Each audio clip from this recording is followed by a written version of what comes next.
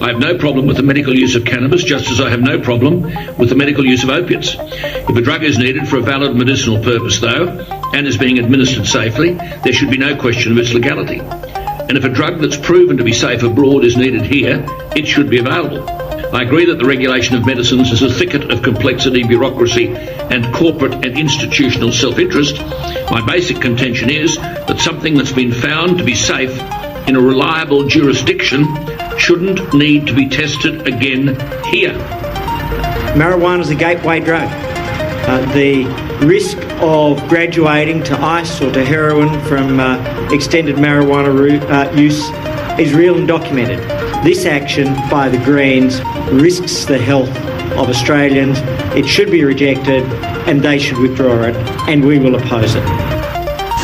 Herb is a plant. I mean, herbs are good for everything. Why these people who want to do so much good for everyone, who call themselves governments and this and that, why them say you must not use the herb? Because it make you rebel. Against what? Excuse me while I light my splay. Oh God, I got to take a leave from reality. I just can't dream. As a while staying with this way. Take it easy. Today is October the 24th, 2018, and you're listening to the Australian Cannabis Review Podcast, a podcast on all things cannabis. And for this episode, we're going to focus on some news from around the world. So, as we all know, October the 17th, Canada legalised cannabis. But just after a week into it, store owners across Canada say there is not enough weed to meet demand, and they're struggling to order more. As you might have seen last week, hundreds lined the streets for hours to queue up and purchase weed at newly legal pot shops. But now, many provinces across the country are saying that they're running out of supply. People are even going online to order weed, but even that is in short supply at the moment. I guess this is good news because this is going to encourage all people involved in the industry at this point in time to speed up production, to speed up building, and to try and get the product to the market as quick as possible. So, since Canada is the second country behind Uruguay and the first member of the group of 7 nations to legalise, regulate and tax the sale of marijuana, this still proves to be an exciting proposition for the country. Now, if you're in Canada at present and you think that you'd like to buy some cannabis because it's legal and there'd be no further repercussions for yourself, well, if you're from a few select nations such as Japan and South Korea, then you'll be wrong.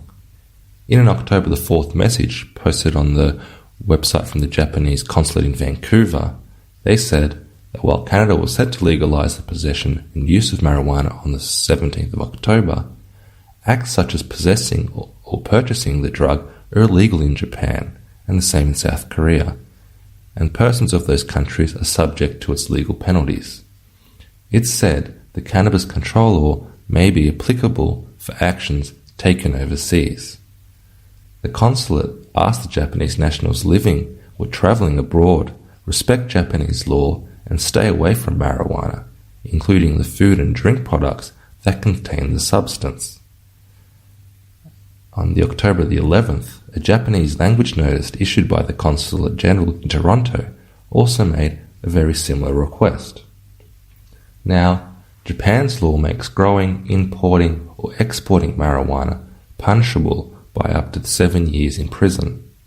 The punishment can reach up to 10 years, and a maximum penalty of a 3 million yen fine for those proven to engage in those acts with the intent to profit.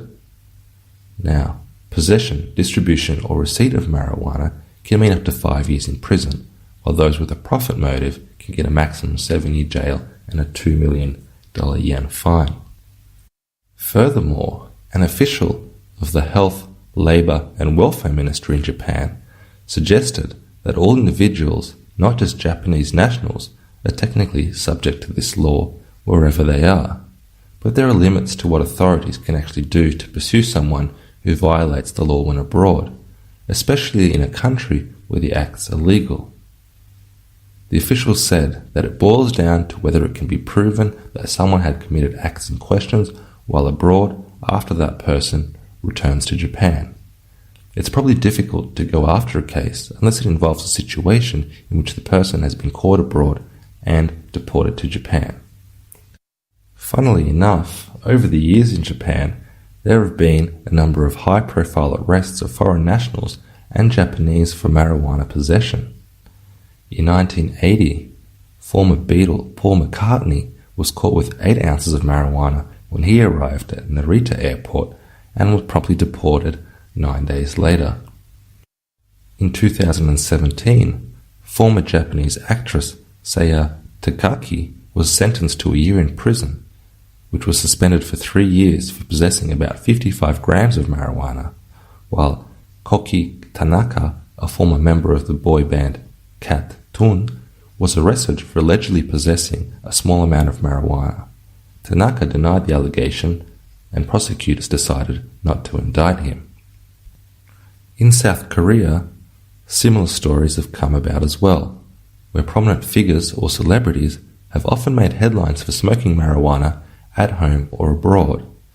Some Koreans have spent years in jail during the 1970s or 80s when the country was under military rule, but in recent years, many were merely fined or given suspended sentences. South Korea isn't the only country which punishes people for foreign narcotics use. In Singapore, which has some of the toughest drug laws in the world, citizens and permanent residents face up to 10 years in prison if found to have consumed illegal substances outside the city-state. There are even random urine checks carried out at Changi Airport and other entry points into the country.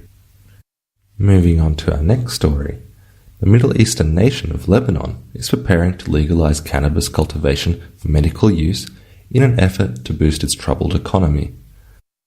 This move comes after a report from the consulting firm McKinsey & Company, which was delivered to Lebanon's government, that evaluated a number of economic initiatives, including cannabis legalization. The firm was contracted by Lebanon in January to come up with a plan to revive the country's economy. For those that don't know, Lebanon has suffered from skyrocketing unemployment and slow growth ever since 2011, when civil war broke out in its neighboring country of Syria. According to reports, Lebanon is also the world's 3rd largest producer of illicit hashish, which is the sticky resin part produced from the cannabis plant. That's according to a study from the United Nations Office on Drugs and Crime. In the report delivered to the country's government, McKinsey evaluated the economic impact of shifting Lebanon's illicit market to a regulated market for medicinal use. The McKinsey report did not explicitly recommend legalizing medical cannabis, though it did detail the positive economic benefits. A location where all this could occur is the Bekaa Valley in eastern Lebanon. This place has long been a center of illicit cannabis cultivation. However, the area has gained a reputation as a no-go zone. This is due to the wealthy clans that control cannabis production there, and they are also armed and willing to protect their livelihoods. So the actual possibility of cannabis being grown there is kind of unlikely at the moment.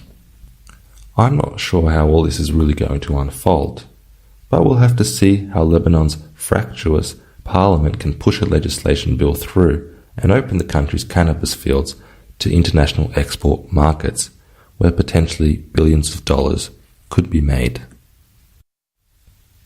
Investment banks from around the world have released bullish predictions about how valuable the cannabis market is set to become. They're encouraging some countries to re-evaluate their stance on prohibition. ArcView Market Research, a cannabis industry research firm, is predicting that global spending on legal cannabis will hit $32 billion by the year 2022. Thailand a country ruled by a military junta with some of the world's toughest policies toward drug users in the world, is also debating a bill that would legalize medicinal cannabis in the country, which would make it the first Asian country to do so. And why would they do this? Well, what other reason?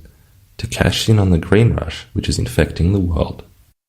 Zimbabwe, another country with a strict stance on drugs, legalized medicinal cannabis back in April, allowing both individuals and corporations to apply for licenses to grow the plant. Previously, possession of cannabis brought a 12-year prison sentence in the country.